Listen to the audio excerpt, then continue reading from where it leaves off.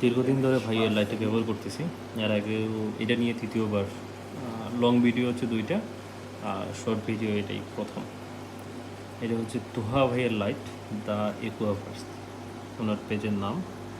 তো আমি আসলে শর্ট ভিডিওটা করলাম জাস্ট দেখানোর জন্য যে কতটুকু ইমপ্রুভ হয়েছে আগের থেকে কালারগুলো। এখন পর্যন্ত কালার খুব সুন্দর ধরে আছে এবং কি আরও ইমপ্রুভ হয়েছে।